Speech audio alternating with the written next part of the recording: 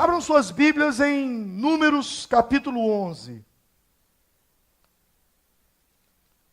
Eu quero que você se detenha nesse capítulo, porque será uma pregação expositiva. Eu quero trabalhar muito esse capítulo, porque ele é muito rico. Ele contém mensagens poderosas para as nossas vidas.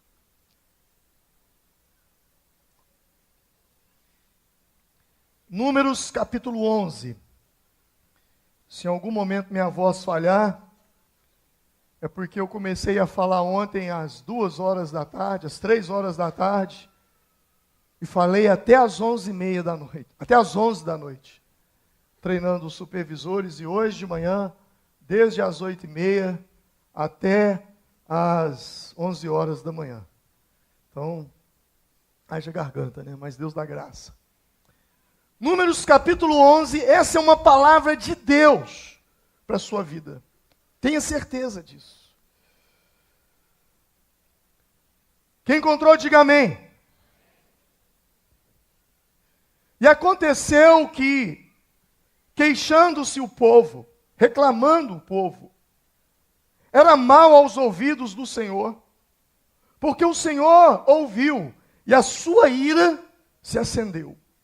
E o fogo do Senhor ardeu entre eles e consumiu os que estavam na última parte do arraial. Então o povo clamou a Moisés, e Moisés orou ao Senhor, e o fogo se apagou. Pelo que chamou aquele lugar de Taberá, porquanto o fogo do Senhor se acendera entre eles. E o vulgo, numa outra tradução, vai dizer o populacho, que estava no meio deles, veio a ter grande desejo, pelo que os filhos de Israel tornaram a chorar, a reclamar, e disseram: quem nos dará carne a comer? Lembramo-nos dos peixes no Egito, comíamos de graça, dos pepinos, dos melões, dos porros, das cebolas e dos alhos. Mas agora a nossa alma se seca, coisa nenhuma há, senão este maná diante dos nossos olhos. Versículo 10. Então Moisés ouviu chorar o povo pelas suas famílias, cada qual à porta da sua tenda.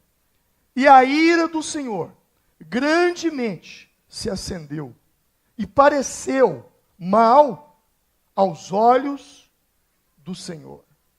Versículo 13. Moisés então ora: de onde teria eu carne para dar a todo esse povo? Porquanto contra mim choram, dizendo: dai-nos carne a comer. Eu sozinho não posso levar a todo este povo, porque é muito pesado para mim. E se assim fazes comigo, ó Deus, mata-me, eu te peço.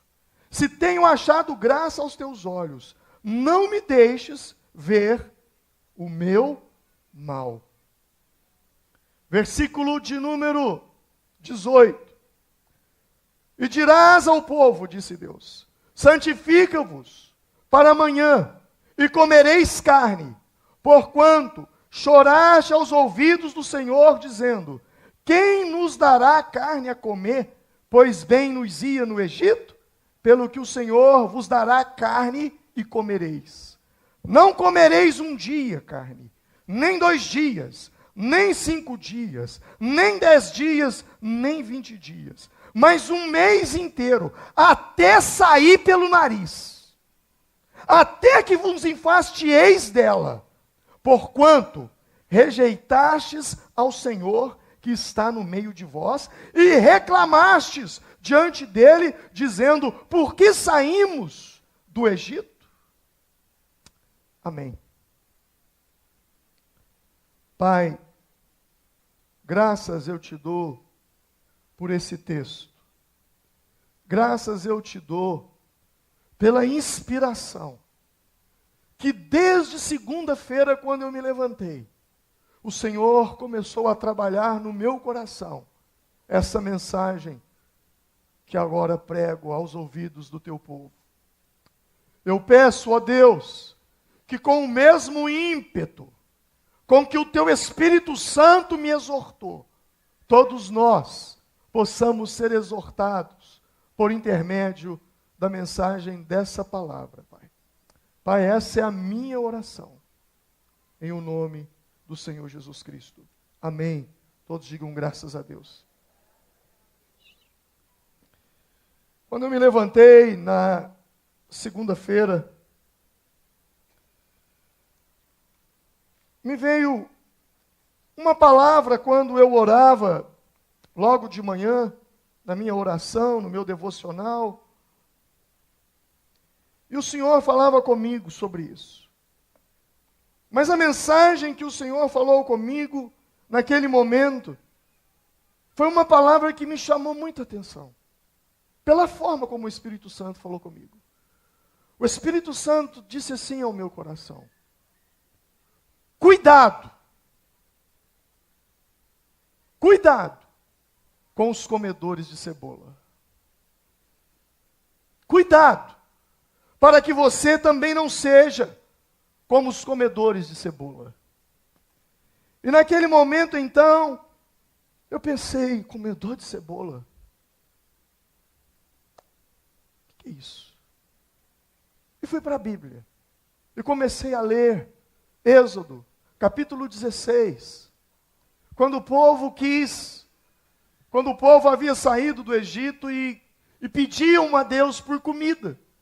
E Deus deu o maná para eles dizendo que tinham saudades das cebolas do Egito. E depois eu vim para Números, capítulo 11. O que está acontecendo aqui é que o povo hebreu tinha ficado 430 anos escravos no Egito. Imagine uma vida de escravidão. Eles não tinham vontade própria. A vontade deles não era a vontade deles. A vontade deles eram dos seus senhores. Eram dos seus donos. Eram dos egípcios. Ramsés, Faraó e outros mais. Vários faraós passaram durante esses 430 anos ali. Eles trabalhavam sabendo que tudo que eles construíam não eram deles, eram dos seus donos. Eles não podiam adquirir nada, eles não podiam conquistar nada. Eles sabiam que os filhos que eles gerassem, que eles iam gerar no Egito, seriam escravos. As descendências seriam escravas. Os filhos andariam com correntes amarradas nos pescoços, como os cães andam amarrados em correntes. Eles sabiam que assim seriam suas gerações. E eles clamavam a Deus por isso. Até que um dia Deus ouviu o clamor deles e enviou Moisés. Uma história fabulosa é a história de Moisés. Mas o fato é que Moisés liberta esse povo.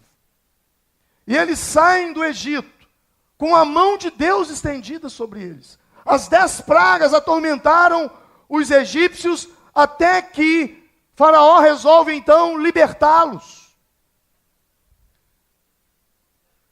Meio que na pressão. Eles então fogem do Egito. 600.000 homens, sem contar mulheres e crianças. Deus abre o mar para eles passarem.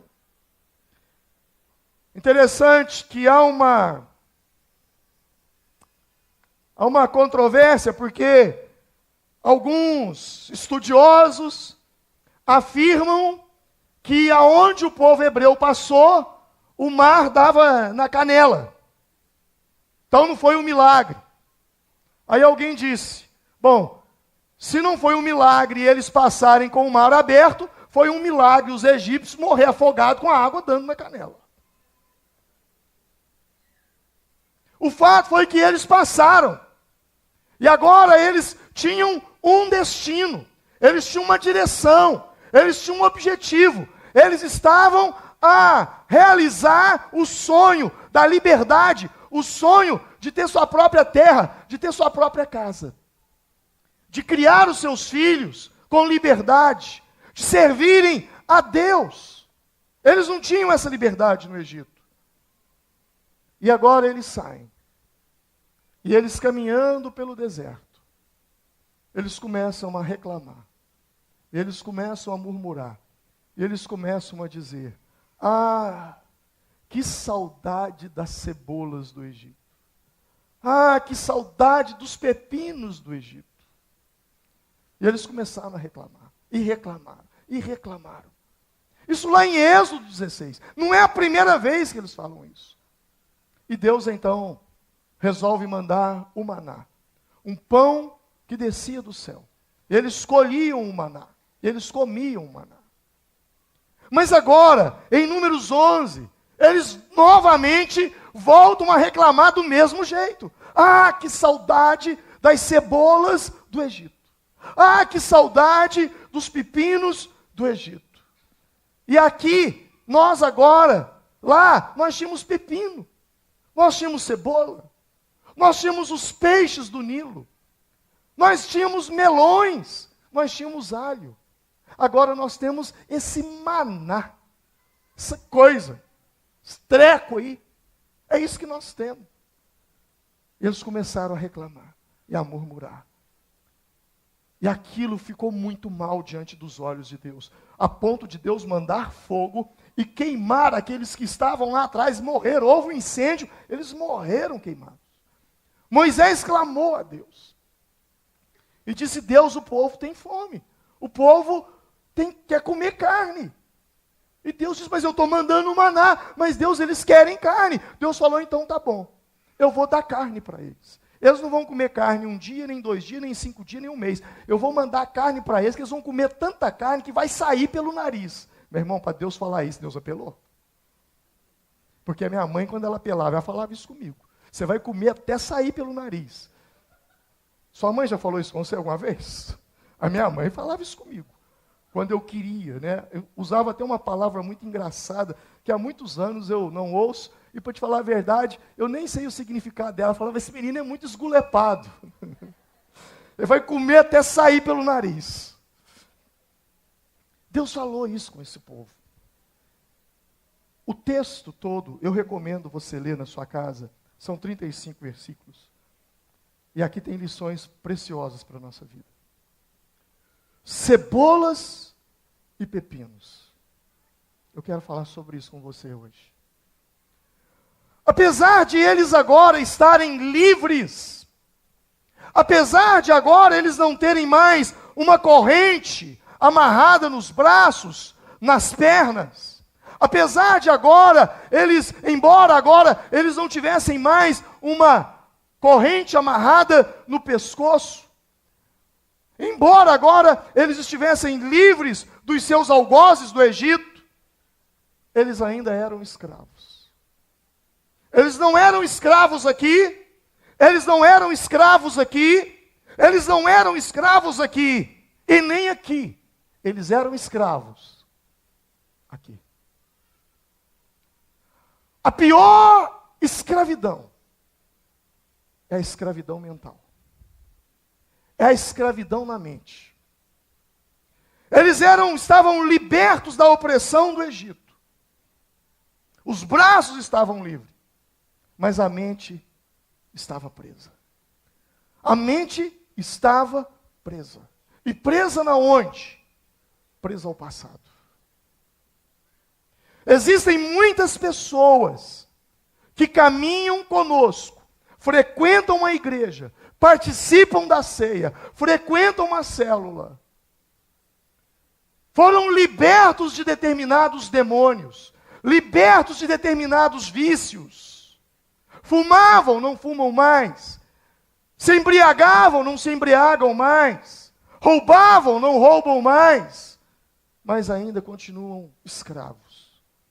Escravos de fatos do passado. De coisas que aconteceram no casamento, que aconteceram na criação de pai e filho. Existe muita gente livre de correntes, mas presa ao passado. Presa ao ódio, presa à culpa, presa à pornografia, livre dos pés e das mãos, mas a cabeça ainda é escrava. A mente ainda é escravizada. Não conseguem olhar para o futuro e visualizar que você está indo em direção a algo grande, a algo poderoso. Não conseguem entender que Deus te libertou porque tem algo grande na sua vida. E por não entenderem que Deus tem algo grande na sua vida, vivem uma vida cristã mesquinha, pobre, apequenada. Não tem uma macrovisão, tem uma microvisão. Não conseguem enxergar o todo, não conseguem enxergar a obra. Estão debaixo da graça, mas vivem como se estivessem debaixo da lei. E nós estudamos muito isso hoje. Pastor Samuel pregou uma palavra poderosa lá para nós no sítio hoje de manhã, sobre isso. Não há nada pior do que conviver com uma mentalidade escrava, com uma mentalidade tacanha. Alguém que pensa pequeno, micro, não consegue enxergar o todo. A Bíblia diz que os nobres projetam coisas nobres, mas quem ainda tem uma mentalidade escravizada, ele não consegue projetar coisas nobres, porque a sua cabeça não ajuda. Enquanto Moisés está tentando mostrar para eles que Canaã é terra que mana leite e mel, eles estão se lembrando dos pepinos do Egito. Eles estão com saudade de comer as cebolas do Egito. Não conseguem visualizar o todo. Não conseguem visualizar o que está por vir. Não conseguem. Porque pensam assim. E por que pensam assim? Porque suas mentes continuam escravas. Não conseguem entender que Deus pode usá-los e que Deus pode fazer dessas pessoas a diferença onde quer que elas estejam. Não conseguem. Pessoas com uma mentalidade escrava não conseguem olhar para o futuro. Elas só pensam na sobrevivência. É o hoje, é o agora. Como Esaú, que tinha todo o futuro da primogenitura, as bênçãos da primogenitura, o quinhão da primogenitura, que tinham um sucesso, um futuro enorme pela frente, mas ele estava preocupado em satisfazer a fome do momento. E trocou a bênção de Deus, por quê? Pelo quê? Por um prato de lentilha. E assim Jacó foi abençoado, e ele não.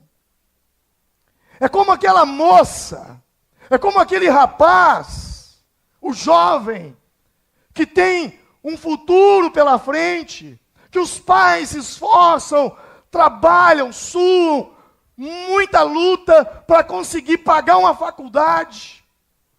E aí ele entra na faculdade, vai fazer um curso no qual ele tem uma visão de ser um profissional naquela área,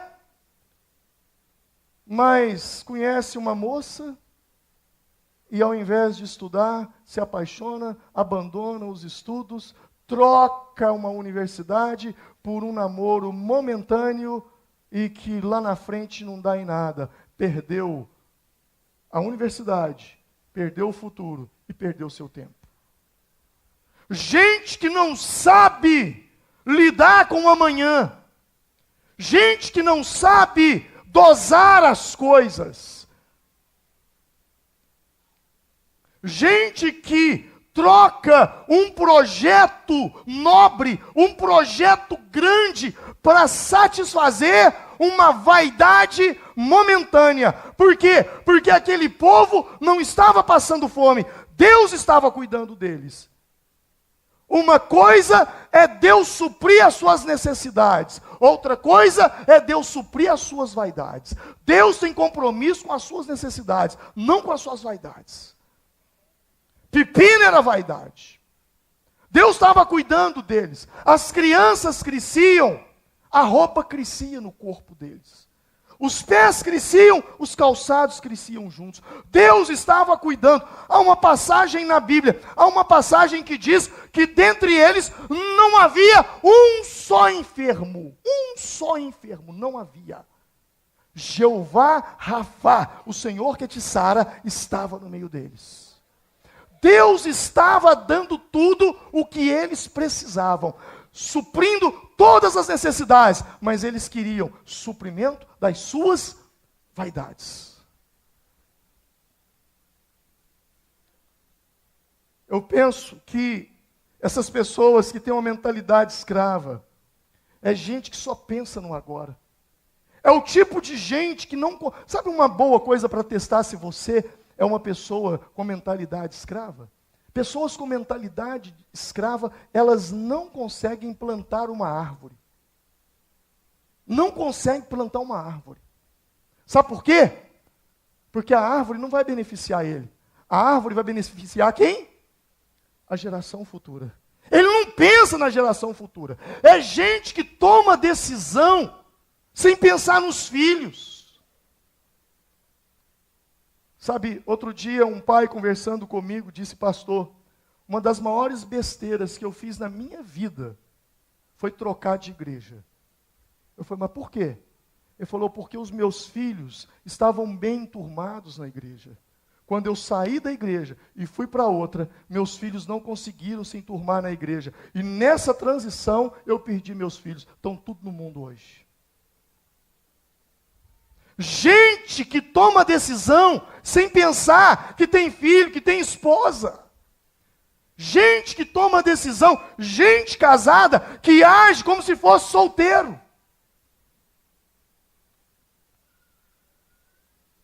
Se for para plantar um pé de jabuticaba, não planta, porque sabe que não vai chupar. Daqui 15, 20 anos, ele não está preocupado com daqui 15, 20 anos, é agora, é o presente, porque é a sobrevivência, é o momento, não tem plano, não tem projeto, não pensa no amanhã. Eu te pergunto, e você com suas atitudes, com seu comportamento, você tem uma mente livre ou você tem uma mente escrava? Deus não suporta reclamações. Deus não suporta murmurações. Para Deus virar e falar assim: vocês vão comer carne até sair pelo nariz, a coisa ficou séria. Esse povo conseguiu fazer o impossível em Deus. Eles conseguiram. Eu comecei a fazer um apanhado na minha Bíblia, e eu contei 13. 13. Até anotei elas aqui. Em Êxodo capítulo 15, versículo 24, eles reclamam por causa de água, Deus dá água. Em Êxodo capítulo 16, do 2 ao 14, eles reclamam por causa de fome, Deus dá o maná. Em Êxodo capítulo 17, eles reclamam de novo por causa de água, Deus faz sair água da rocha.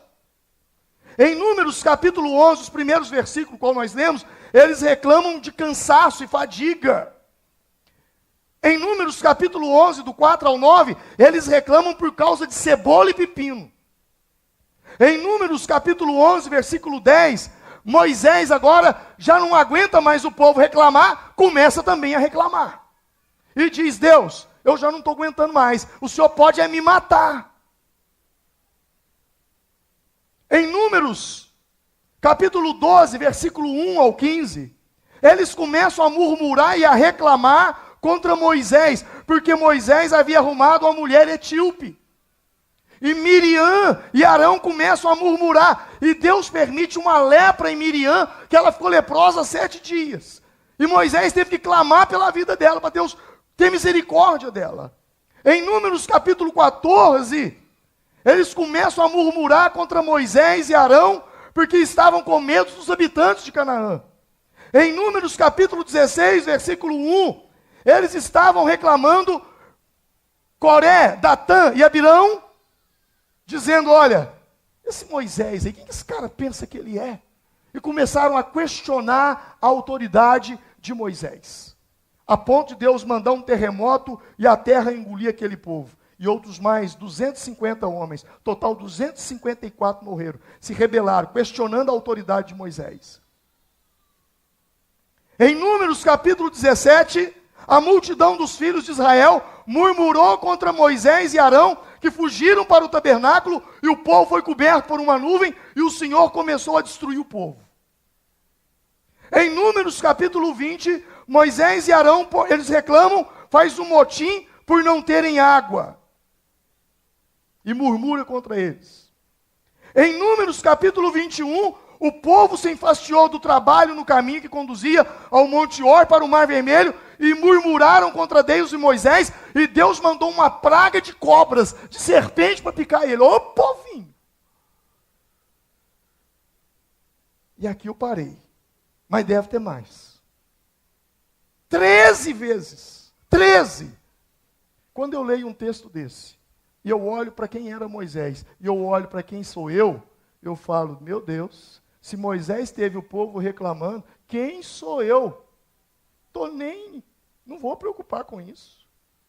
Se você se preocupa porque as pessoas estão reclamando de você, lembre-se o que eles fizeram com Moisés. O povo sempre vai reclamar. Quando você agrada B, você desagrada A.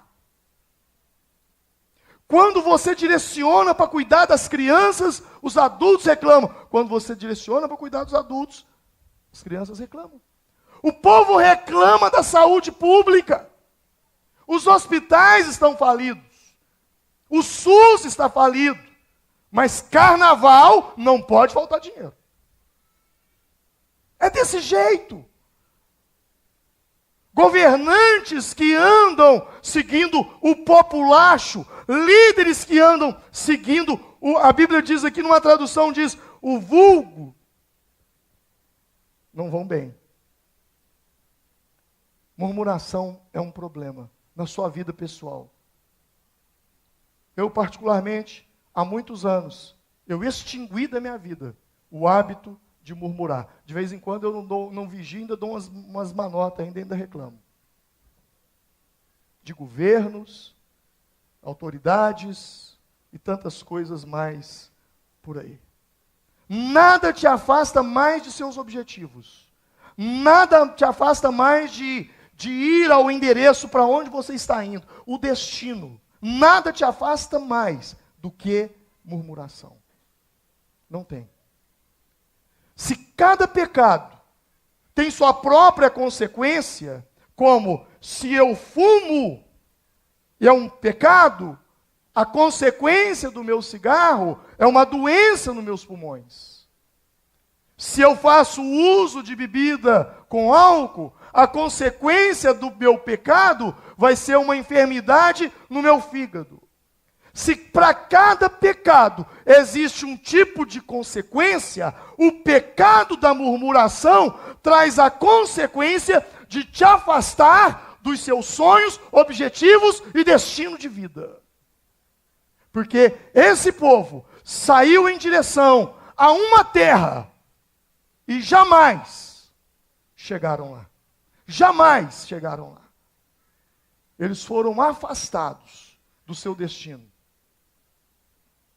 Tiveram um ponto de partida, tinham um ponto de chegada, e Deus estava com eles no ponto de partida. E Deus disse para eles que eles iam chegar na terra prometida. Mas no meio do caminho, houve uma mudança de plano. Provocada pela murmuração, pela reclamação. Se faz calor, está ruim. Se faz frio, está ruim. Se chove, está ruim. Tudo é motivo de reclamação. A bem da verdade, reclamação na vida de muita gente é um hábito. Tem gente que, se ele não reclamar tantas vezes por dia, é possível que ele não consiga nem dormir direito. Aquele povo de 600 mil homens, eles saíram do Egito com destino a Canaã. E dos 600 mil, só 2 pisaram em Canaã e entraram na terra prometida. Josué e Calebe. Coincidência? Não. foram os únicos que não reclamavam. Deus tem uma bênção especial para quem não reclama. Porque o oposto da reclamação é a gratidão. Quem não reclama, agradece. Quem agradece, automaticamente não pode reclamar. Porque se eu agradeço e ao mesmo tempo eu reclamo, eu sou hipócrita. Você não pode ter a murmuração e ao mesmo tempo ter a gratidão. Deus tem bênção para quem não reclama, porque quem não reclama é quem agradece. Quem convive com pessoas murmuradoras,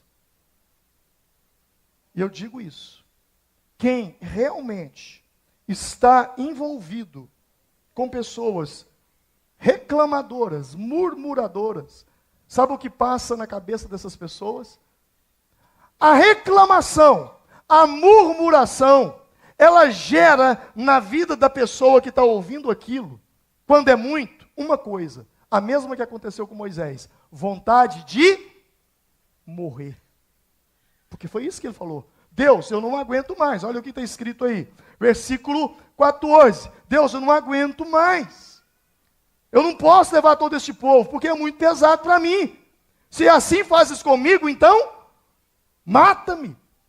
Acaba com a minha vida.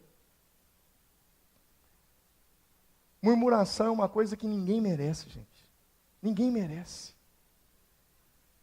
Números 11, 15. Se assim fazes comigo, mata-me, mata-me. Há pouco tempo atrás, veio uma onda de suicídio de pastores no Brasil. Vocês devem ter ouvido falar, porque as mídias fizeram questão de divulgar e de divulgar. E a gente que está, no meu caso, que estou no barco, eu acabo tendo informações mais precisas do que realmente está acontecendo. A bem da verdade, essa onda de suicídio de líderes, ela já vem acontecendo no mundo em altas escalas, em vários segmentos, em vários. E, segundo relatado pelas viúvas, o que os seus maridos não estavam aguentando mais era tanta reclamação. E esses pastores, por outro lado, têm um gravíssimo defeito. Pastor, ele é muito solitário. É uma coisa que eu procuro não ser. Eu procuro ter amigos. Eu procuro ter amigos pastores, com quem eu abro meu coração, com quem eu converso. Por exemplo, esse pastor mesmo que pregou para vocês hoje de manhã, eu encontrei com ele outro dia. No telefone, eu liguei para ele, e aí, você está bom? Ele me falou uma coisa. Quando ele me falou uma coisa, eu falei, esse pastor está passando problema. Eu falei, eu tenho um tempinho na minha agenda, eu estou aqui em Belo Horizonte, você quer almoçar comigo? Vamos almoçar. E ele se encontrou comigo e abriu o coração. Eu sentei com ele, orei com ele, aconselhei ele. Depois ele me manda uma mensagem, você foi um anjo que Deus colocou no meu caminho naquele dia. São solitários. Líderes, geralmente, são solitários. São solitários. Porque o líder ele não pode se abrir com qualquer pessoa. Porque se eu me abro com qualquer pessoa, amanhã essa pessoa sai da igreja e me detona. E isso faz com que os líderes, eles se isolem. Como Jesus se isolou no Getsemane. Jesus se afastava dos discípulos e sozinho ele orava como? Pai, se possível, afasta de mim esse cálice. Então ter amigos é extremamente importante. Eu digo para vocês que murmuração é uma coisa muito complicada. Não existe casamento que suporta reclamação. Não existe casamento que suporta murmuração. Não tem homem que aguenta isso. Não tem mulher que aguente isso. Provérbios capítulo 21, versículo 19 diz, melhor é viver no deserto do que com uma mulher rixosa. Provérbios 27, 15 diz assim, gotejar contínuo em dia de grande chuva e a mulher contenciosa, uma e a outra é a mesma coisa. Está falando que aquela mulher que fica falando na sua cabeça é igual aquela goteira que fica caindo no teto. Mas a Bíblia também diz assim, Provérbios 15, 18, o homem iracundo suscita contendas, mas o longânimo apaziguará a luta. Ou seja, não tem casamento que aguenta uma mulher rixosa e um homem iracundo. Um homem que reclama de tudo. Reclama, se a comida tem sal, está reclamando. Se a comida não tem sal, está reclamando. Se o café tem açúcar, está doce demais. Se o café não tem açúcar, está amargo demais. Se lava a roupa, essa roupa fica aí por lavar e eu estou precisando dela. Se não lava, eu estou com a roupa suja. Não aguenta. Não tem esposa que suporta, se embeleza, agora é a madame. Se não se embeleza, uai minha filha, dá seu jeito, porque você está feia demais. Não existe homem que não suporta trabalhar, chegar cansado em casa, e a mulher fica falando na cabeça dele a mesma coisa todo dia. Um dia não aguenta mais. Mulher rixosa e homem iracundo, não dá. Pastor, e se os dois casar? Aí funciona. Se a mulher rixosa casar com um homem iracundo, funciona. Porque minha mãe dizia, um gambá cheira o outro. Não, eles têm até uma música. Você não vale nada, mas eu gosto de você. Tem uma música no mundo assim, não tem? É a música da mulher rixosa casada com um homem iracundo. Os dois se completam. Eu fico com dó dos filhos. Deus me livre nascendo numa casa dessa. Números 11, 4. O vulgo. Uma outra tradução vai dizer a turba. Uma outra tradução vai dizer o populacho. Deixa eu te falar uma coisa, meu irmão. Na onde você estiver, no segmento que Deus te colocou, o que você tiver que fazer, faça. O que importa é a sua consciência tranquila diante de Deus, não o aplauso e a crítica das pessoas, porque sempre você será criticado, sempre você será criticado, sempre, sempre, sempre. Sempre as pessoas vão falar de você. No seu trabalho, na sua profissão, na sua casa, aonde você está, onde você estiver, o que importa é você estar fazendo. Eu fiz o que tinha que ser feito. A minha preocupação é a minha consciência com a justiça de Deus, porque a justiça é a base do trono de Deus. A Bíblia diz isso. Definitivamente, eu entendo nesse texto, definitivamente, que a voz do povo nunca foi a voz de Deus. Porque se a voz do povo fosse a voz de Deus, eles jamais teriam dito, solta Barrabás e crucifica Jesus Cristo. Definitivamente, a voz do povo não é a voz de Deus. Murmuração é algo muito complicado. Murmuração tem o poder de apodrecer. Tem o poder de estragar. Olha o que diz aí no versículo 33. Quando a carne estava entre os seus dentes, antes que fosse mastigada, se acendeu a ira do Senhor contra o povo, e feriu o povo com uma praga muito grande. O que esse texto está querendo ensinar para nós? Que a carne estragou na boca deles. A carne apodreceu na boca deles. E eles ficaram doentes. Murmuração tem o poder de estragar. Tem o poder de apodrecer. Eu não sei aonde você trabalha. Eu não sei aonde você convive. Mas se tem algo que te incomoda ali dentro, ao invés de reclamar, por que você não se candidata a ajudar a resolver aquela situação? Por que você não chega e diz, olha, eu tenho uma solução, eu tenho uma ideia, por que a gente não faz assim? Você já experimentou isso? É mais saudável. Eu te garanto, as pessoas vão te agradecer por isso. Você vai ser promovido. Por quê? Porque você vai ser conhecido na sua empresa, não como alguém que traz problema, mas alguém que leva solução. Você vai ser promovido. A carne estragou quando estava na boca deles, para mostrar que a nossa boca tem o poder de estragar, tem o poder de apodrecer.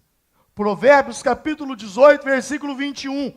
A morte e a vida estão no poder da língua, e o que bem utiliza, come do seu fruto. A Bíblia está dizendo que a morte, tem esse texto para jogar no painel aí? No telão? A morte e a vida estão no poder da língua, e aquele que a ama comerá do seu fruto. Se você tiver morte na sua língua, você vai comer do seu fruto. Se você tiver vida na sua língua, você vai comer do seu fruto. Está falando que aquilo que sai, entra. Jesus disse isso. O que contamina o homem, não é o que entra, mas é o que sai. Porque o que sai, volta. E quando volta, vem a consequência. Você come daquilo que você falou. Há um provérbio, se não me engano, árabe, não me recordo mais de que língua, de que povo que é, mas diz assim: enquanto a palavra está na sua boca, você é senhor dela, mas quando ela sai da sua boca, você se torna escravo dela. Porque agora você vai ter que dar conta daquilo. Eu não sei, mas eu penso que as pessoas que aqui estão, que trabalham nos fóruns, os advogados, talvez podem me dar até uma precisão maior disso que eu vou falar agora. Mas eu penso que nunca na história desse país,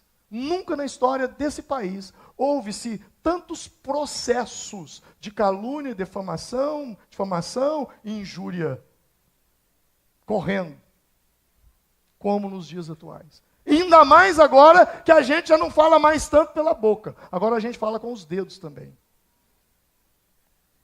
Já não bastava falar com a boca, agora a gente fala com os dedos. E de falar com os dedos é pior ainda. Por quê? Porque a internet é igual uma droga. É te dar coragem. É te dar coragem. Você vai ver um cara, vai na internet, ele te desce a lenha. Você fala, o dia que esse cara encontrar comigo, ele vai me matar. Você encontra com ele na rua, ei, tudo bem? Não é assim? Parece que é um mundo virtual, parece que é uma coisa fantasma. Que ele não vai ter que encontrar com aquela pessoa. Por que aquilo dá coragem? Porque você não está cara a cara. Então dá coragem. E aí, os fóruns estão abarrotados. Os juízes estão por aqui, ó. Pequenas causas estão por aqui, ó. Desse tipo de coisa. E com isso é a gente pagando 10 mil de indenização, 20 mil de indenização, 15 mil de indenização. Mas por que você está pagando isso? Por causa da minha língua. Por causa da minha língua. E o outro vai dizer, eu estou pagando por causa dos meus dedos. A boca pode produzir vida para as pessoas, mas ela também pode produzir morte. Eu fiz uma escolha. Eu tomei a decisão de usar minha boca para abençoar, para ensinar, para edificar, para motivar, para construir, para curar a vida das pessoas e não apodrecer. Não apodrecer. Não apodrecer. Eu não uso o púlpito dessa igreja para ficar agredindo pastores. Vocês nunca viram fazer isso. Vocês não viram usar o púlpito dessa igreja para ficar atacando igrejas. Eu não faço isso. Eu não faço. Pessoas que vêm de outras igrejas para cá e vêm, olha, pastor, porque lá na minha igreja eu falo, não, sua igreja é uma bênção. Seu pastor é um homem de Deus. Não sai de lá brigado com ele, não. Faz isso, não. Isso lá na frente vem consequência. O mundo espiritual é muito amplo. A gente tem que tomar muito cuidado. Muito cuidado. Porque nós podemos até brincar de ser crente, mas o diabo não brinca de ser diabo. Nós precisamos vigiar. Esse povo aqui da Bíblia, eles tiveram um destino mudado no meio da viagem. Eles saíram em direção a um sonho, mas nunca chegaram. Por quê? Porque ouviram aqueles que preferiram difamar do que ressaltar as virtudes. Números 14, 2. Infamaram a terra que tinham espiado, dizendo aos filhos de Israel: a terra pela qual passamos a espiá-la é terra que consomem os seus moradores, e o povo que vimos nela são homens de grande estatura. E todos os filhos de Israel murmuraram contra Moisés e contra Arão, e toda a congregação lhes disse: quem dera estivéssemos morrido na terra do Egito, do que chegar aqui. Olha só, eles eram 12, aliás, por causa de 10, 600 mil pessoas padeceram. Aliás, 600 mil homens, sem contar mulheres e crianças, padeceram. Não entraram, eles estavam a um passo da bênção. 3 dias apenas de entrar na terra prometida, rodaram 40 anos. 40 anos, até aquela geração toda morrer, porque Deus não queria uma geração de murmuradores na terra que Ele tinha preparado para aquele povo. Não queria. A murmuração de 10 convenceu 600 mil. Interessante que 10 contaminaram 600 mil. Alguém disse que nós somos a média das 5 pessoas com as quais nós andamos. Você é a média das 5 pessoas com as quais você convive. Você sabia disso? Você é a média. É a soma deles. Interessante, porque Provérbios 6, 16 ao 19 diz: essas 6 coisas o Senhor odeia, e a 7ª a sua alma abomina. Olhos altivos, 1. Língua mentirosa, 2. Mãos que derramam sangue inocente, 3. Coração que maquina pensamentos perversos, 4. Pés que se apressam para correr para o mal, 5. Testemunha falsa que profere mentiras, 6. E qual é a 7ª? O que semeia contenda entre os irmãos. Essa 7ª Deus abomina. Gente que semeia contenda dentro da família, entre os irmãos, para gerar contenda entre os irmãos. Gente que semeia contenda no trabalho, para desestruturar o ambiente de trabalho, fazendo com que olha, você sabe o que fulano falou, gerando aquele ambiente mesquinho. Deus não suporta isso. E aí entra uma coisa chamada alucinação demoníaca. Por que uma alucinação demoníaca? O que desejava Israel? O que de fato Israel queria? Israel queria comer carne? Não! Então o que eles queriam? Na verdade, eles queriam reviver o passado. Ah, que saudade das cebolas do Egito. Eles não estavam com saudade das cebolas do Egito. Eles estavam com saudade, era do Egito. Toda pessoa que arruma uma desculpa para se desviar, na verdade, ele está usando desculpa de cebola e pepino.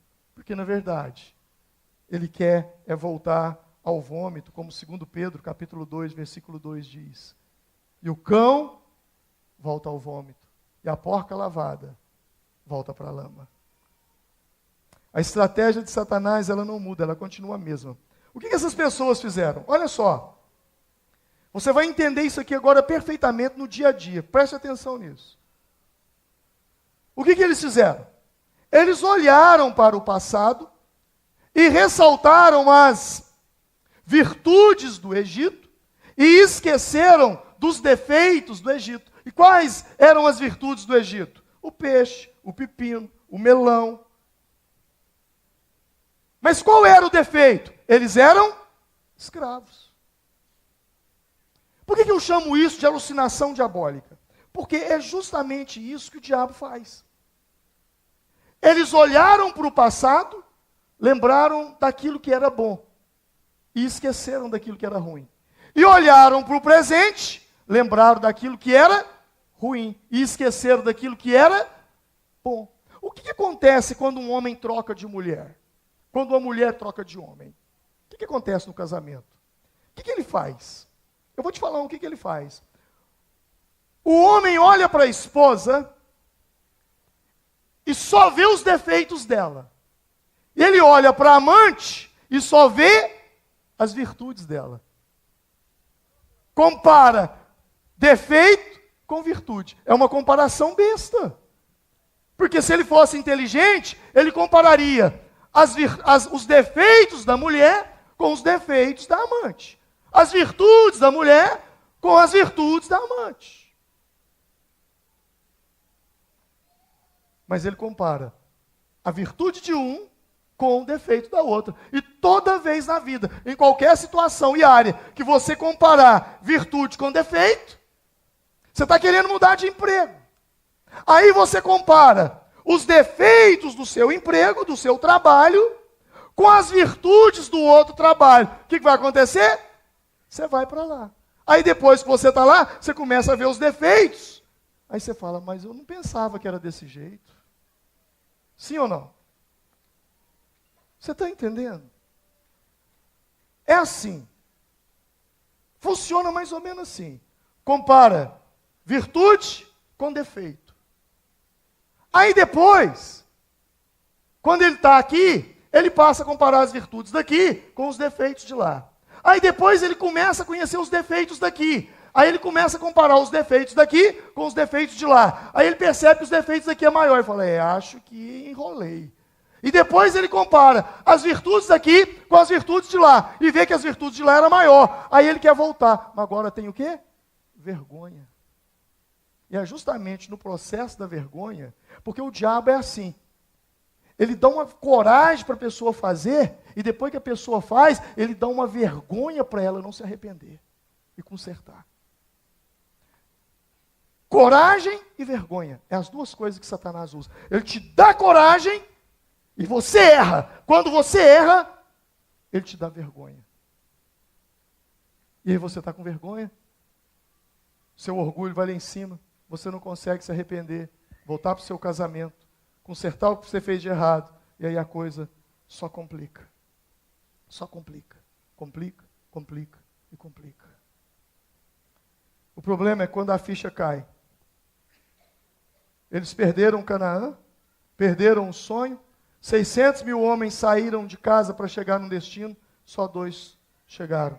Que Deus nos ajude. Que Deus ajude a mim. Que Deus ajude a você. Que nós possamos fazer uma troca de murmuração por gratidão. Porque só murmura quem procura defeito. E só agradece quem procura virtude. Só agradece quem procura virtude. E em todos os lugares, e todas as pessoas têm virtudes. Comece a procurar a virtude das pessoas que você convive com elas. Eu tenho certeza que você vai ver que as pessoas que estão ao seu redor têm um potencial enorme. Acredite nelas, invista na vida delas. Eu te garanto, Deus vai te abençoar muito. Vamos nos colocar em pé nesse momento. Vamos nos colocar em pé nesse momento. Vamos nos colocar em pé nesse momento.